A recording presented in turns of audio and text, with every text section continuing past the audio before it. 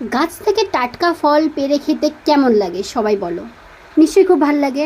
হ্যাঁ, সত্যিই ভীষণ ভালো লাগে। তো পাশের বাড়ি রিমাদের বাড়ি, রিমাকে তো কম বেশি আমার ভিডিওতে তোমরা দেখেছো। তো ওদের বাড়িতে জাম গাছ আছে, দুঃখের বিষয় সেই জাম আমরা খেতে পারি না, মানে ওরাও খেতে পারে না, পড়ে নষ্ট হয়ে যায়। তো সেদিনকা হঠাৎ করেও বললো তাহলে চলো কটা জাম পাড়ি, পেড়ে মাখা করি। হ্যাঁ, এগুলো তো করাই যায়।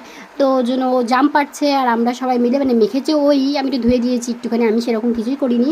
তো মেখে টেকে দিল, আমরা 3-4 জন মতো ছিলাম। উফ, একদম আমেজ করে খেয়েছি, এত সুন্দর লাগছে, কিছুই দেওয়া নেই, শুধু লঙ্কা আর লবণ, কাঁচা লঙ্কা।